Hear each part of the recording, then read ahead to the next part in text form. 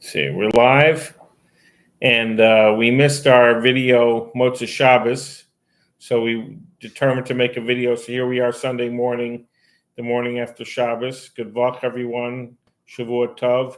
It's 1:37 p.m. on December 15th, 2024. And it's the 14th of Kislev, the anniversary of the Rebbe and the Rebbetzin. Rebbe Muhammad Mashiach and the Rebbetzin got married. This is a month of unions, of marriage between Case and Lev, as we spoke about in the other videos, of all that's hidden and all that becomes revealed, of representing the marriage between Am Yisrael and God, Jewish people and God, and the marriage between humanity and the Jewish people as a whole. So one reality has a parallel effect on the other. And today's subject is going to be on the beautiful events that we're coming into this week and what is the deeper meaning of these events. The 19th of Kislev is going to be this Thursday night. I highly suggest you make a gathering and gather your friends and do some kind of learning or meditation or connecting to something deeper within your soul so that you could feel the energy of the day.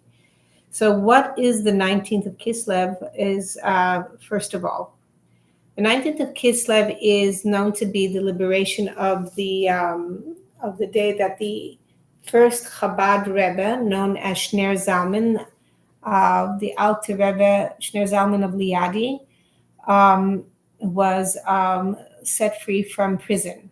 So what happened behind that? So the story goes like this. Understand that when any new, deeper concepts are introduced into the world, it's going to meet up with opposition because information has an effect on mankind's consciousness. And the nature of the information that the Alter Rebbe was liberating was the innermost secrets of the divine will that is not meant to come out into humanity until the right time. Mankind has to be in a state of readiness in order to be able to be exposed and absorb that kind of information, that ruts and that will. So let me go to a deeper level to explain it. When God created the world, he created the world with a bet. And bet is numerically the number 2, which means he created the world with a duality. He created the heavens and he created the earth. What was meant to be hidden and remain hidden and what is meant to be revealed. In order to create a world, he had to create it that way, because otherwise the world with all of God's light would just go back into the nothingness of existence. So he created lights and vessels and what's known as the heavens and the earth. And in the earth, the will of mankind was in charge in the majority ruling of what information was able to enter, because it depended on the state of readiness of mankind to be able to absorb more. And that's why in the duality consciousness, there was a lot of misconceptions and distortions of informations, which led to war and to sickness and jealousy and all the things that mankind have been struggling with. And there's also been a lot of victories and triumphs and good things that come out of that. Like they say, we flexed our muscles and got stronger and got more conscientious and understanding. And it's all about expansion in the end of the day. Is there something you wanted to say? Yeah, I wanted to say, talking about, she said the word misconceptia or misconceptions. So can you expand upon what you mean by misconceptions leading to war? Well, we know that all fights even are stemmed from a misunderstanding. There's a miscommunication. There's a misinterpretation of things. And, it's almost like there's a broken telephone. And so by, ever play that game, So by the time the last person gets it, it's a completely different message.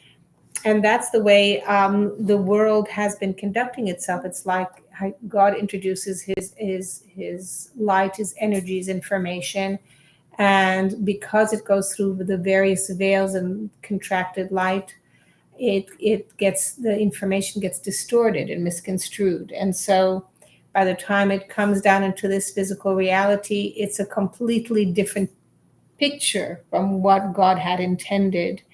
But there's a reason for that. It's because God, we as a divine being, collectively, God wants to be able to express himself in a physical reality, so that we can experience something that's called oinig, pleasure, and have free will, so that we could have that ability to choose and have pleasure from the things that we choose, and grow and learn and have that experience, so to speak. So it's a process to get there. It's almost like a labor and delivery. It's not very comfortable in the beginning, and then, but once that baby's born, it's a new world. And we're right at the cusp of that right now. It's actually about to happen. So I'd like to share two dreams that a woman had shared with me, that she said she dreamed about Mashiach. And then I'll go back into your Ted Kislev, because I think it's very relevant. And I was, she never learned about Mashiach. She came from a very, very secular background, and not to go too much into her history. But the dream that she had was that she said she woke up in the morning, and you could smell the air smelled differently, like almost like the composition of the air was different. And the sky looked like the sky that you see when the sun is going down, full of all kinds of colors, beautiful colors, but it wasn't sundown. And she said she just felt in like this feeling of like, okay, is this it? That's Mashiach. There's a change. You just, the way you think, the way you see, and like the feeling of, I don't understand what we were so much in pain about from before. I don't even understand what was that world all about. Like you're just wake up in a different world. And I get that feeling that is about to happen. That level of the 50th gate of Bina, the will of God, the innermost will of God, just spreading into mankind's consciousness, and we waking up with this whole other level of existence and reality, and the way we see things, which transforms the way we, interpret reality. The other dream that she had was also very, very relevant to you, Tet Kislev.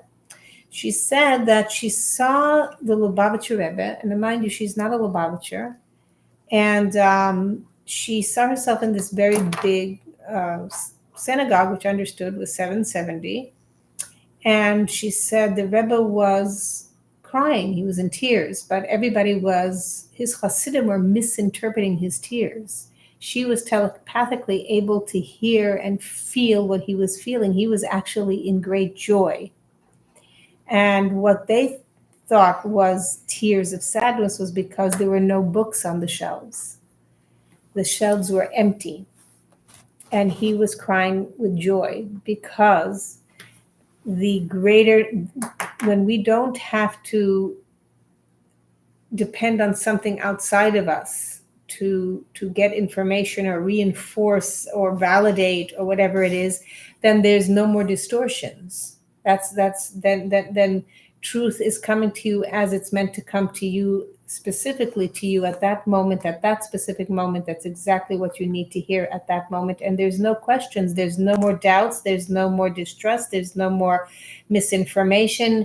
It's precise. So we're moving into a time where there's going to be telepathic communication, downloads, and it's already happening. It really is already happening. And how does this tie in with the 19th of Kislev, the liberation of the Alter Rebbe?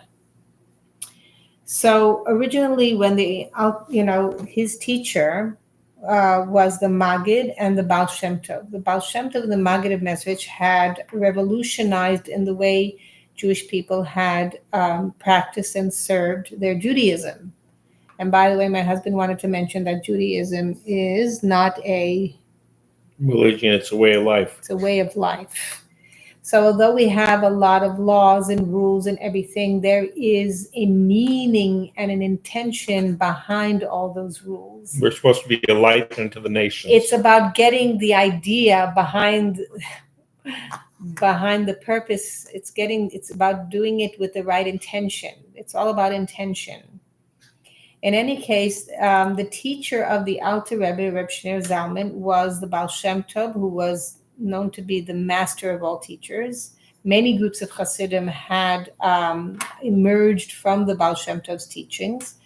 He was an orphanate from a young age, and he had gone out into the forest and did a lot of meditation and had connected with God through meditation and had a lot of downloads.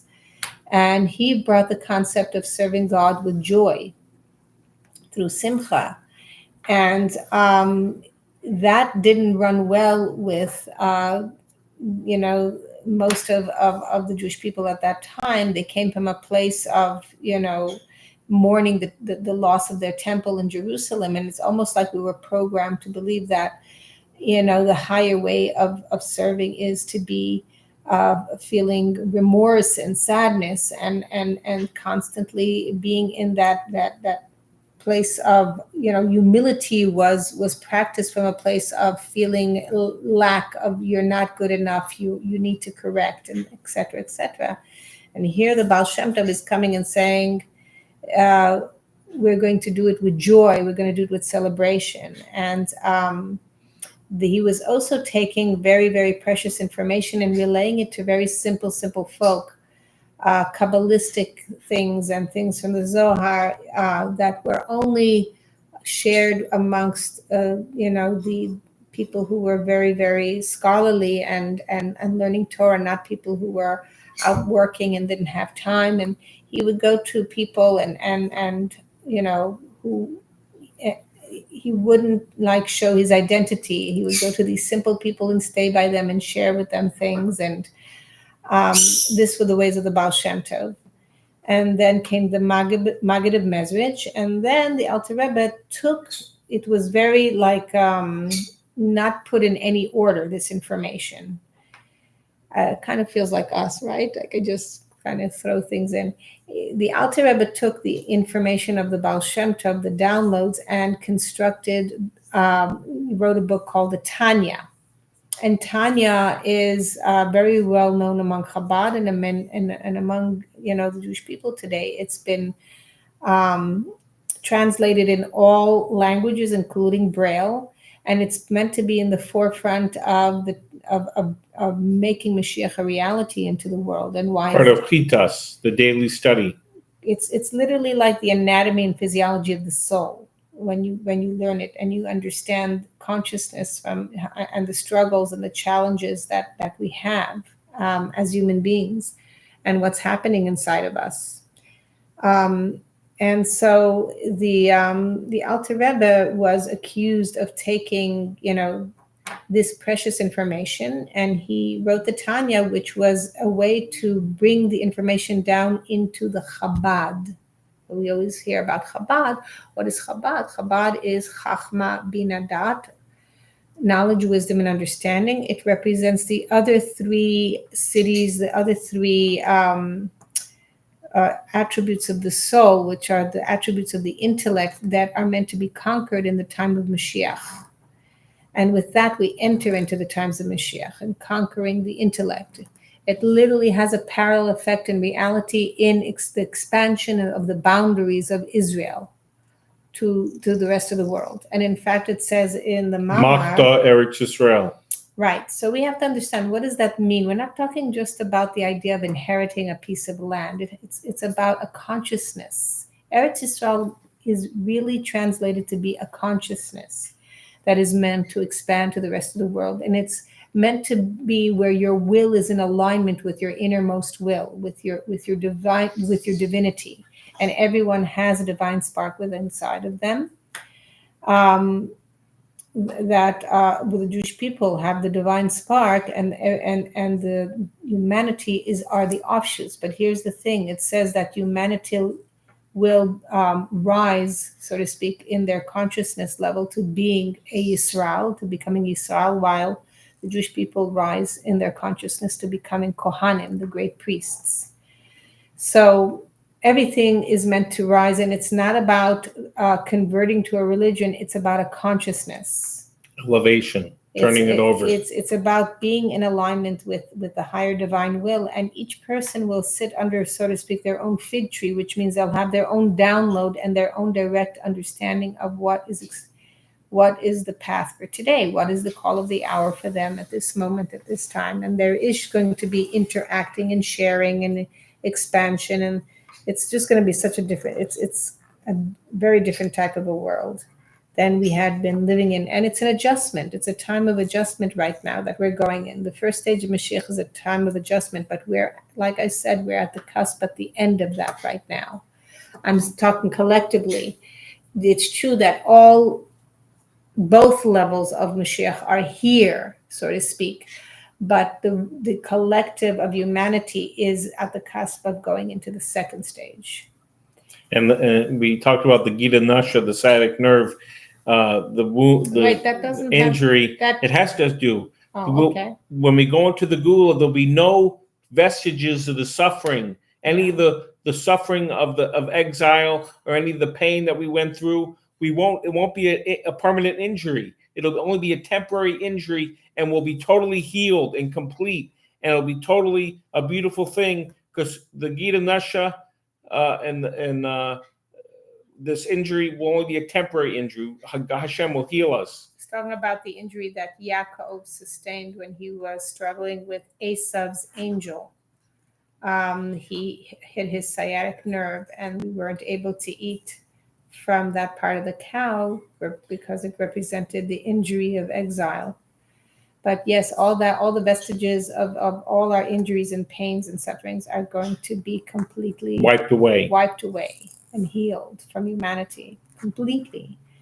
So, in any way, what happened on Yutas Kislev?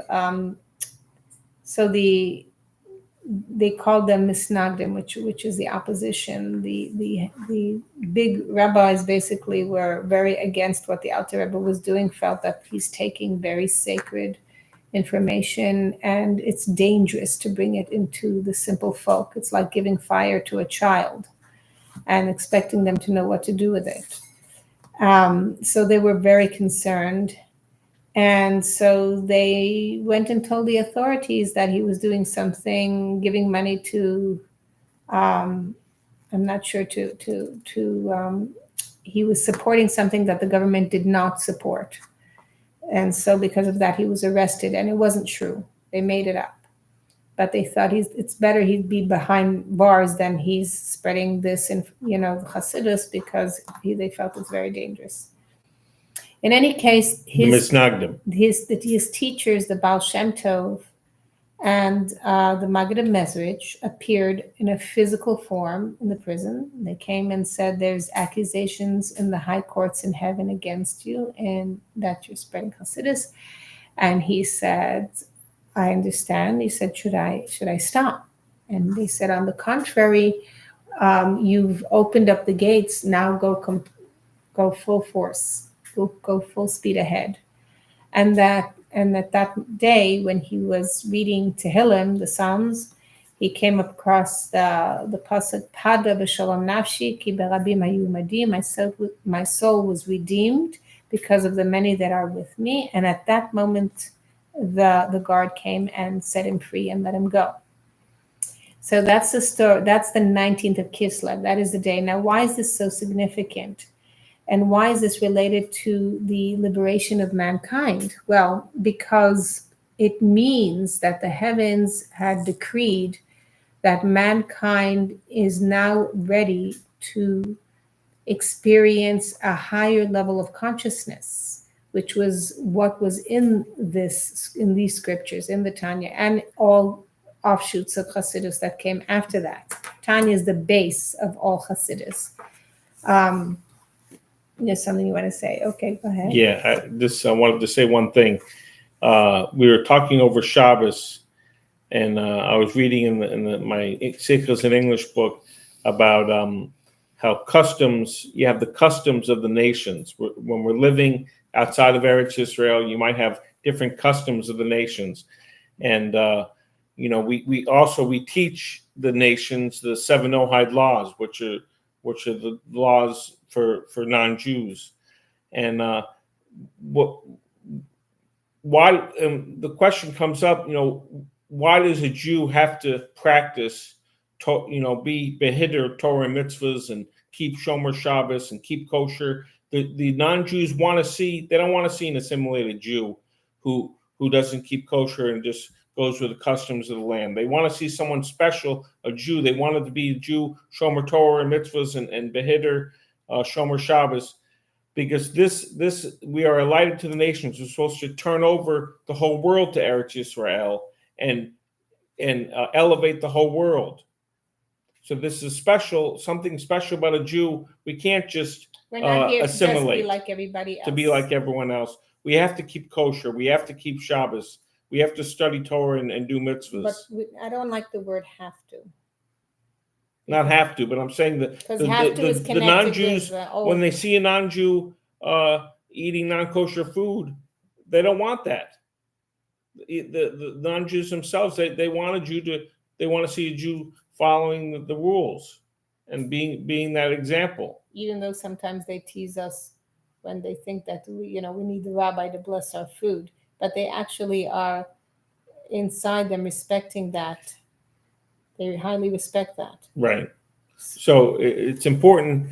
We see the customs that we follow the customs of the place we're living in, but so basically I want to just finish with what I was saying before I go into that, because that's a whole idea about how and also it said the Chabad house 770 is the main Chabad house.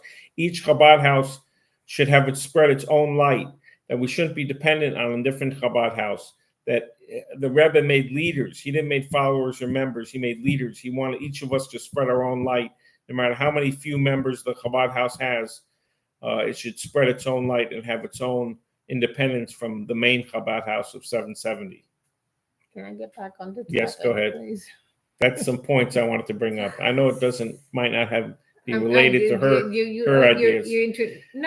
But this is the thing about. I also wanted to say one other thing, if you let me. We make these videos, and this morning I woke up and I wasn't feeling 100%.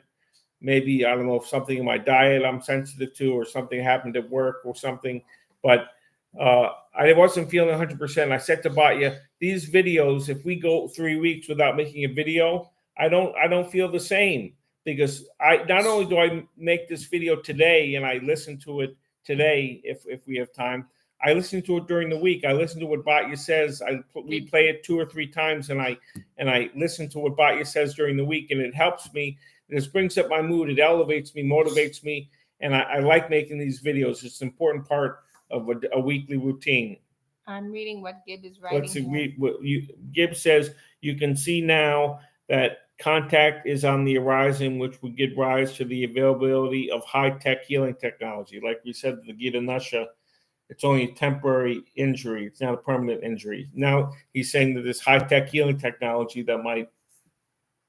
And he's saying, I heard a lady.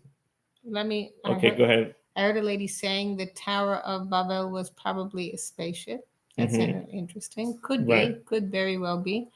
God wants us to master kindness, so that is why Chabad is so important. Yeah, kindness, and more importantly, compassion, kindness that is balanced with discipline and boundaries. It's very, very important to have the balance of both, because kindness by itself can actually do the opposite, because we're not.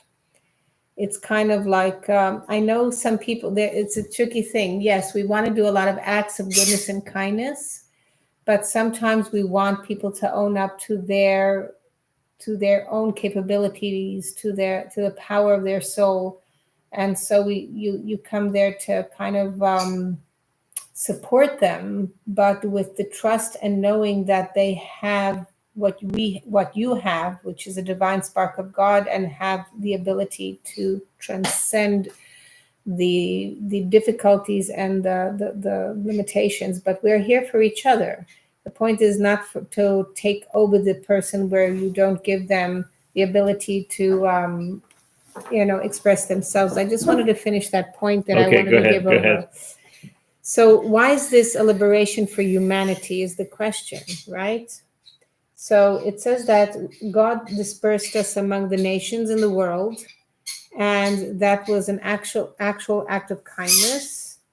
And in order for us to be able to spread the innermost will of God to the rest of the nations of the world, in order to be able to learn their ways, so to speak, their culture, but to adapt them in a with healthy intentions, in a healthy manner, where the culture is actually elevated, so that, and then to enrich us in return in the way we fulfill, Torah and mitzvahs.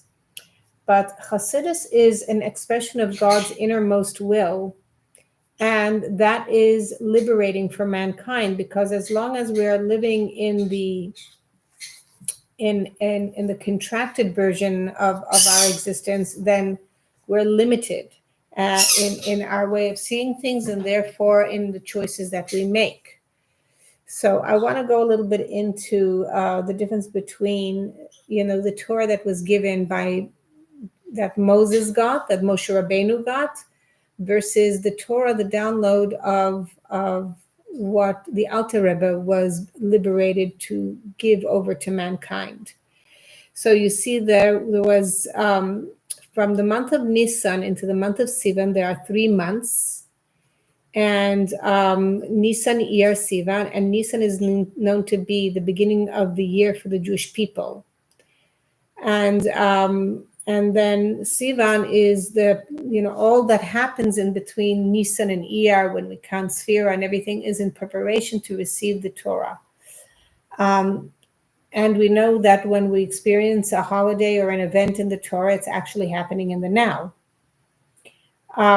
So what was received actually by Moshe Rabbeinu was Nigla, Torah Nigla, which is basically the laws, because and it was a level of Nasa v'Nishma, do and then you'll understand.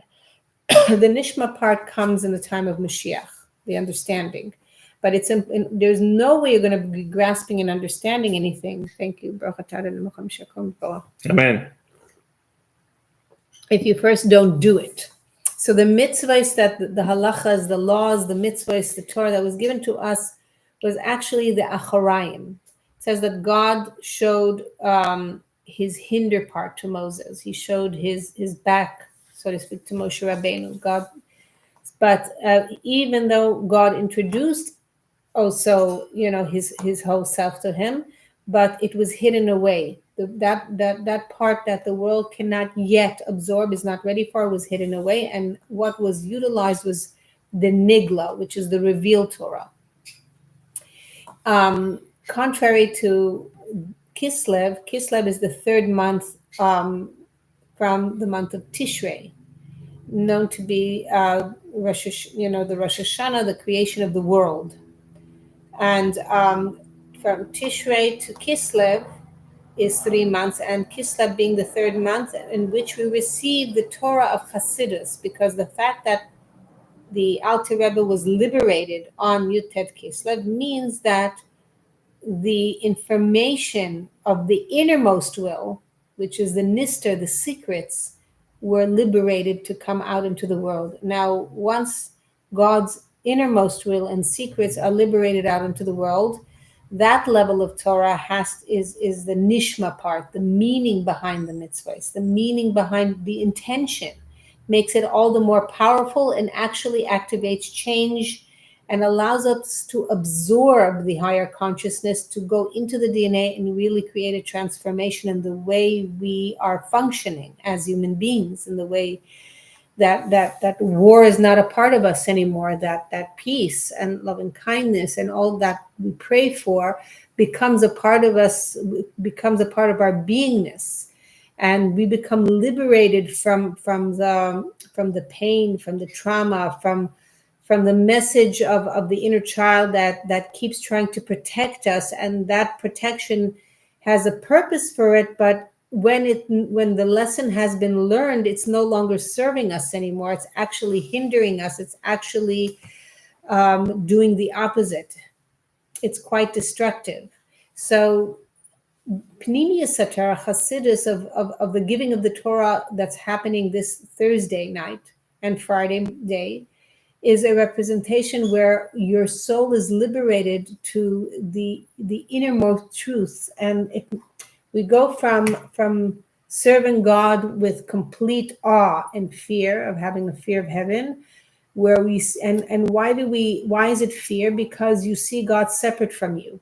You see, you're having a fear of heaven. That means that you see an identity, you identify that God is separate from me, he's outside of me. And then there's a lot of interpretations of what God is and what he wants and how we and who does he love, and versus the inner dimensions of the Torah, the nistar, that comes to tell us it's you, it's in you. You are a branch of his planting. You are the spark of the essence of God is expressing itself in the body, and that type of relationship is more coming from a place of understanding. Coming from a place of understanding is now coming from a place of love. With ahava, I'm doing this with ahava. I'm doing it not because I have to do it, but rather because I choose to do it, because I understand it and I see how it benefits me and I want to do it. And now here's where the tanug and the pleasure kicks in. And now others are seeing the same thing, and we are sharing this tanug, we're sharing this joy.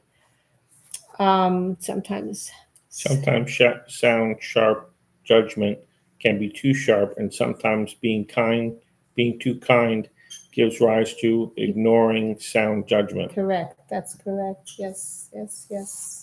Is there something you wanted to say? I wanted to say that and then after that I'm going to close off with something from the Mama that I understand. Okay.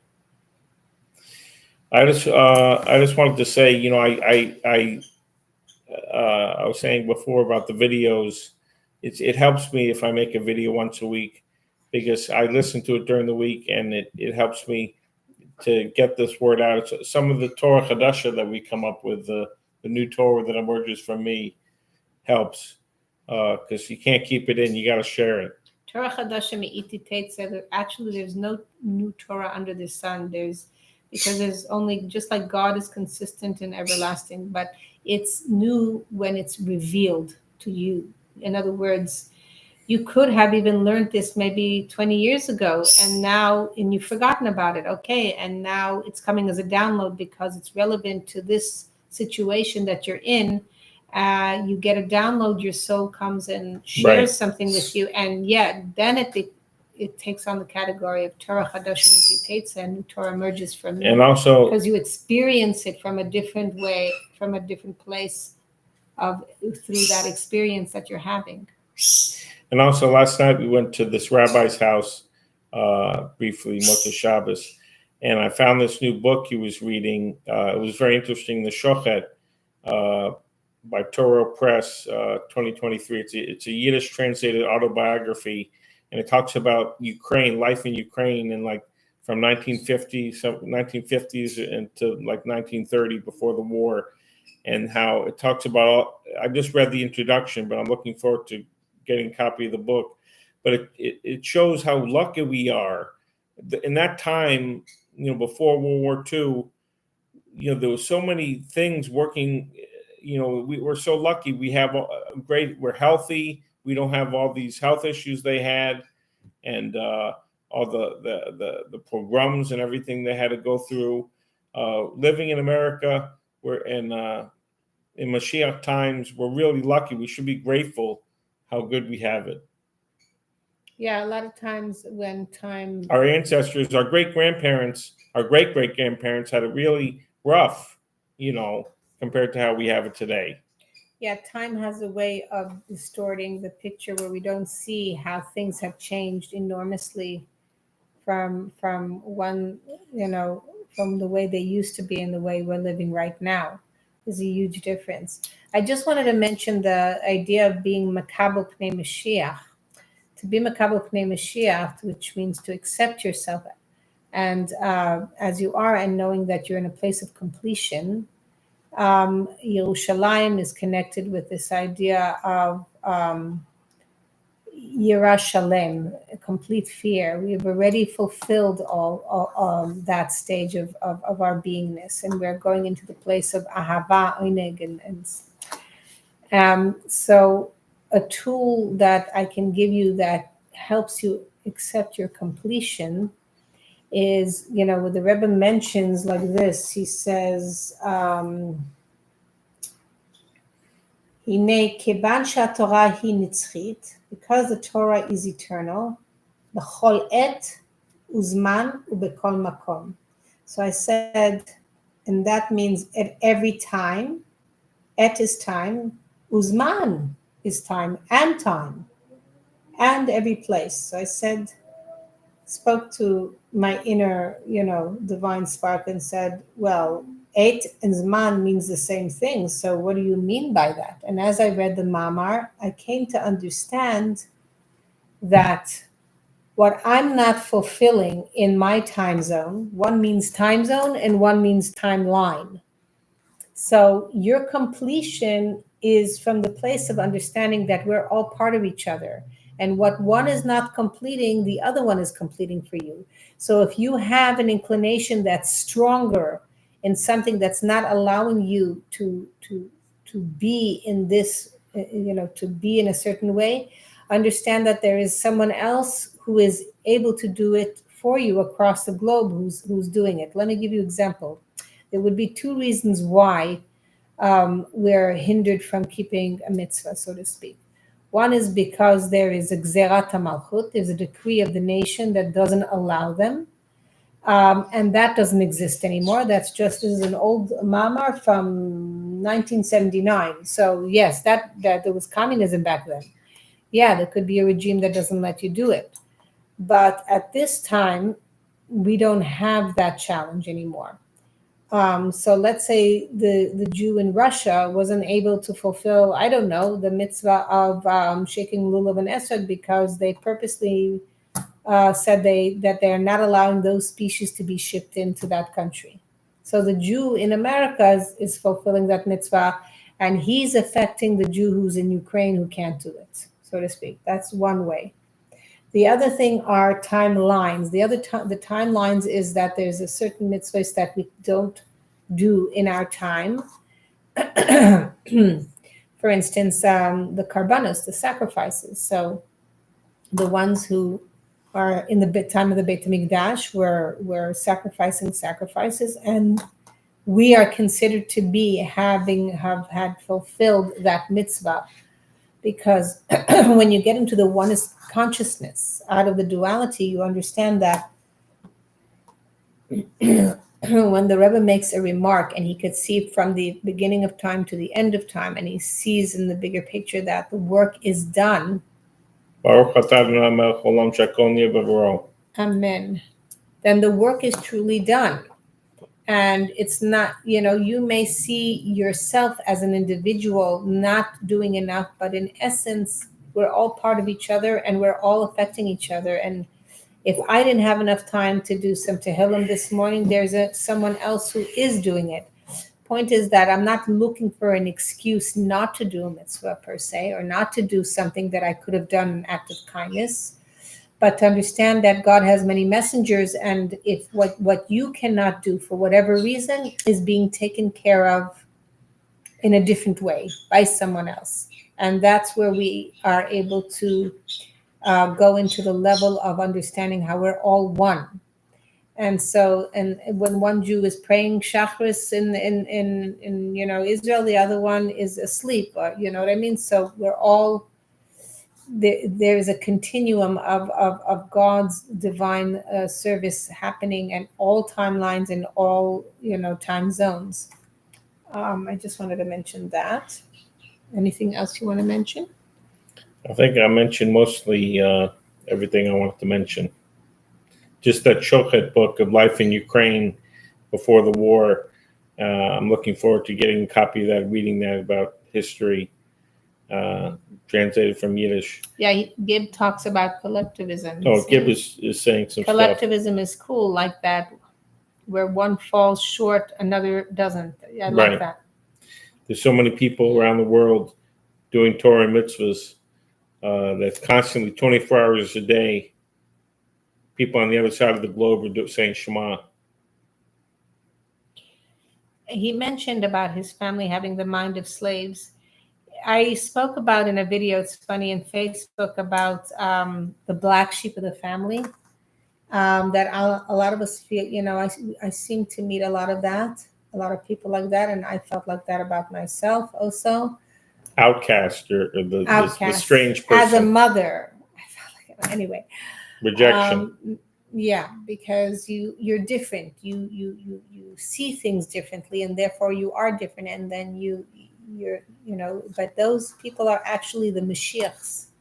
They are the Mashiachs of their family, of their Redeemers, ancestry. They're actually redeeming their family, their ancestry from enslavement consciousness, and it takes. Who's Ariel Margulis? Is that your friend? Next level. I don't know, but Yeah, thank you. Yeah, thank very you. Nice. Okay. That's a new one. And also, I often like to think of humanity as one family. Humanity is one family, all the nations of the world. However, there's always been one nation that have been always known to be pointed out as being different and targeted, just like the black sheep. And guess which nation that's been? That's been the Jewish people, right? Pharaoh's Khartoumim, sorcerers looked. What did they say? They put you in Cherem or something. What does that mean? They put you in Cherem. That's a separate subject. Separate subject. I thought that's a different subject. Okay. No, the Khartoumim would look into the stars, and they would say the Jewish people are different. They are, they're going to grow and they're going to take over. And we're not here to take over. We're here to bring unity to mankind. But the third Beis Hamikdash is what I wanted to say. Well, no, let me finish my thought, please. Okay, go ahead. And then there was also, by the time of Purim, Haman also did that. He said to Achashverosh, there's a strange nation among you. And again, he's putting into his mind this fear, they're going to take over. And that couldn't be the farthest thing from the truth. It's not about taking over. It's about raising the nation's consciousness into awareness that we're not separate. We're one family. And yes, it's the black sheep of the family that brings that consciousness to mankind, to their family and the Jewish people as a nation, to the whole of mankind. What did you want to say? I wanted to say we listened to a video. What the godless do to the Jews is similar to a coach benching the best player on the team. Anyway, so good. We watch this video about like the prophecy in the Torah based on what's going on between Syria and Israel, and how Damascus has fallen to the rebels, and how Israel is moving in to take that power vacuum or whatever. And he said that during the times of Mashiach, this is a sign of the actual. These are all signs from the Torah of Mashiach, of redemption, of the end of, not the end of days, how they put it, but I love and that they said that the third Beis Hamikdash is going to stretch from Jerusalem to Damascus. And how can that be? How can you have a building, the third Beis Hamikdash, that goes through all that land mass of mountains and valleys and everything? It's a frequency. But it's a saying. It's not the actual building. If they're saying that the third Beis Hamikdash will be an international building for all people, for all the Arabs, Jews, Muslims, Christians, all religions of the world will be in the Beis Hamikdash, davening together, praying together in this one international temple in Jerusalem. But I believe it also represents a specific. So the Jews are not trying to say you can't go to the Temple Mount and use that. Only Islam, Muslims can go to the Temple Mount and daven and pray there. We want to make it for all religions. Everyone's welcome. I watched that, and yes, Interfaith. I'm gonna say that I watched that video, and I feel like it gives me feeling of inspiration and everything, that all these prophecies are coming true. But a part of me also feels like, instead of me listening to these prophecies, I like to be a part of the change that transforms it. So I don't like to I'm not so into getting caught up into prophecies because it limits what's going to happen. Not necessarily has to limit. He said that the negative ones can be changed. Their negative prophecies are meant to be changed. It doesn't necessarily have and to actually be reveal the higher level of what is meant to come. Right. But but I don't like to get. It's almost. He said, if Damascus starts a war with Israel, then, but if they make peace with Israel, then everything will be okay. So it's like an if. This happens. Happens. You misunderstood. Isn't that what he said? He said no. Either way, it's a victory. It's a victory. He said that, like, as if to say that God gives chances, and is basically telling them, finally after 54 years, that evil regime went down, and all the predictions of what is going to happen. He gives these he says all the bad guys. It was very interesting, because all the bad guys from all the different generations that have harassed us come back at one time into this time. And I saw that already in a download I had. But I also saw that all the tzaddikim and all the healers and all the high souls are also the Baba Sali and the Rebbe at the same time. So but he gives them according to what he said, this rabbi said, he said, God gives the types of souls that come and cause ruckus 3 chances. And another thing, but it's hard for me to relate to these things when I'm in the feeling of oneness consciousness. Do you understand? Right. Because I feel that God, we're all a part of him. Sometimes we play the bad guy when we come down to this world. We all want to have a second chance. Right. But I guess when things are that rotten, I don't know if it has to just go back to the recycling bin or something. I don't even understand that. But anyway,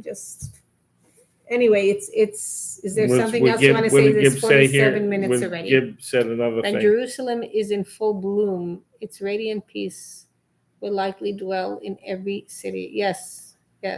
It says actually that Jerusalem is going to spread to the rest of Israel, to the land of Israel, and that Israel's border. Israel will be Jerusalem, and Israel will become all Jerusalem, and then that will be the capital of the whole world of Israel. And then the rest of the world becomes, the boundaries of Israel become spread to the rest of the world. And again, it's not about owning anything anymore. There's no duality. In duality, This is my land, this is my land, this is my land. No. And this mine is my land.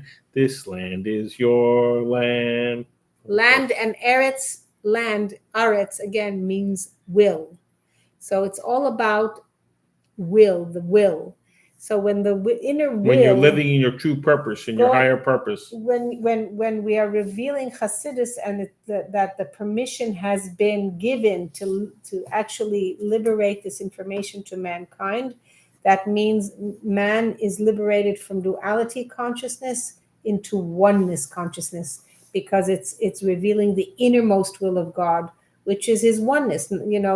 The purpose of our service before in the world of duality was, you have a fruit and it has a peel and you need to take the peel off. So all the work that we were doing was in order to remove the peel, the klipa as they call it. But now, which is the external wills are created. Why? Because we've had pain and suffering, and the inner child comes and develops coping mechanisms in order to protect you. But now that we've healed, that the innermost will, the secrets, that energy is coming into the world to heal the world. and the oneness consciousness is setting in, we no longer need that information. We are liberated from that to be able to eat the actual fruit itself. That everything now is about the reward, about accepting yourself, about accepting the blessings that are coming in. I heard someone say from a group that I was in that I went to a group gathering, and they were saying about questioning if we're able to accept good news, accept good things that are coming, and they're like, of course, and I'm like, don't be so sure. I think Right. It's easier to accept the negative. We're more used to accepting that, we're limited and we can't take in more. It's too much. And that topic, I wanted to say that, we talk about. Anyway, that information is meant to liberate us to be able to accept all the blessings and everything. I just wanted to finish with that. But I wanted to say that, we're not supposed to speak lashon hara, which is gossip or negative things about other people. We're not supposed to say negative things about other people and talk behind their back or two-faced. And also this includes that we can't talk negative things about ourselves. We can't say to someone our negative traits, because we're Hashem's creation, we're God's creation, and if we're saying negative things about ourselves, we're putting bad things into our minds and speaking bad things into reality about ourselves, about God's creation. So we can't speak lashon hara about other people or lashon hara about ourselves. How do you agree with that? I totally agree, except for when I need to bring something to the surface that is dictating my way of seeing things. I have to bring it I first have to identify it, like diagnose it, in order for myself to heal it. So right. It all depends on the intention. If my intention is to speak bad in order to put myself down and to kind of. Right. If you want to heal yourself and say your faults. I'm just saying that if you're saying, again, it's intention. Right. If I point out my faults so that I can shy away and say, I'm not capable, I'm not able to, I'm not on the level to, then it's not serving. But if I'm able to identify it in order to be able to heal that part of myself, and then remember, the I am is a collective. It's not I am alone. It's I am as a collective, and you are part of the healing of humanity. We're all part of each other. So on that level, I can release and turn it over. I can kind of what's it called? Speak your truth. I can do the work of bittul, to nullify the judgments that are in me, to see it from a different angle and understand it's there. Everything is there to serve me. Everything is there to actually bring me to a higher level of awareness and heal. And in turn, by healing myself, I'm healing the collective. I'm contributing. I'm bringing my contribution. So Gibbs says, the vision of myself transformed into perfection by God is still sort of off-putting to me, because he is very bright and I'm still kind of dark. I relate. I totally get you. But yeah. And he also says, I've never experienced love like God's love, so I often have problems interpreting it.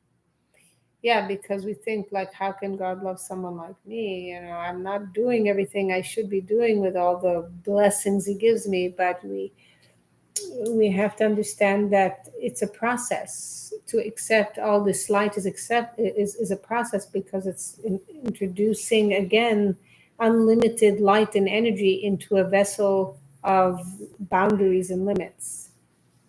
So it's almost an hour, and I really need to move on. Okay, it's almost 54 minutes. Do you want to sing a song or close off with a thought or something? Close song? it, a clincher? Or you want to sing a song? Ufaratsta or Nigan? Ufaratsta, Yamava Kedma, Safona Vanegba. Ufaratsta, Yamava Kedma, Safona Vanegba.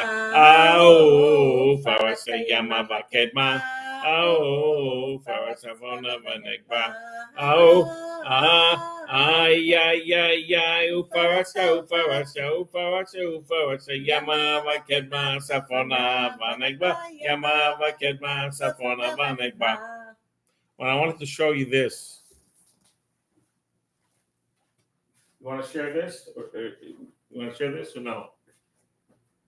I'm not ready for that. You're not ready for See, that? I'm Okay. not even ready for that. The picture that was in there. Not The Rebbe ready. as a child. We can do that another We'll time. do that another time. We have a picture of the Rebbe in as a child, as an adult, and as an older person. And it's all in one picture. It's a very special picture we found. Okay, go ahead and get that picture. You want to get that picture? It's the Rebbe's anniversary.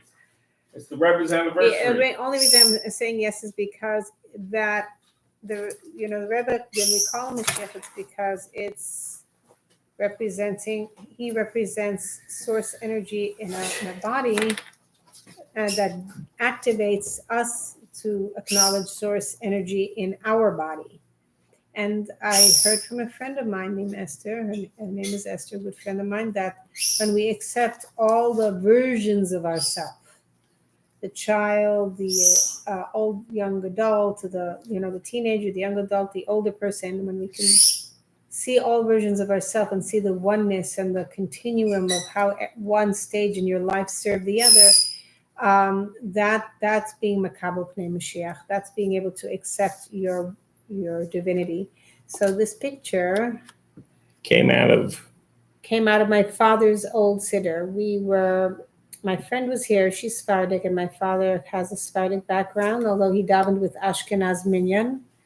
And we found his siddur, and I found some old letters in there, and I was looking through it. It was hard. It was difficult. It was very challenging, but I felt a healing when I went through that, and being able to, So the reason I'm sharing this picture with you, I guess my husband, when he says something, sometimes I realize it's coming from a higher place.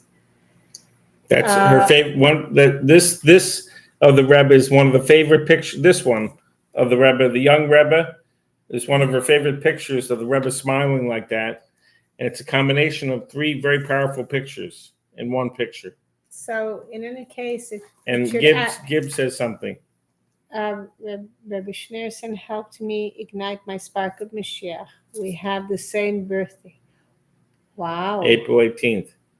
I never knew that his English birthday was April 18th. I know his Hebrew one is the 11th of Nisan. Wow, I never knew that. Thank you for sharing that. And we were married. So cool. We were married together in Crown Heights at 770 on the 11th of Nisan. The 11th of Nisan, the Rebbe's birthday. Okay, guys. Okay, Gib. Okay. Thank you. Thank you. We have to end it. I'm gonna have to meet Gib We one can't day, spend the whole day on YouTube. They hide it. I know. Oh, I know. We can't spend the whole day on YouTube. Although it would be great to just do this all day and rebel. Okay. Okay. 50, almost over 58 minutes. Going on an hour. All right. It's one of our longest videos. No, it's not. Okay, we made longer ones. All right, guys. Peace. Enjoy your Farbrengen. Do a Farbrengen this week. Should we get the calendar and tell them the day? I told them Thursday night. Thursday night. Okay. Get a gathering together. Get a few guys together. Make a few good hachlatas. Open your heart. Speak from your heart. What is a hachlata in English? It's a resolution. Resolution, yeah.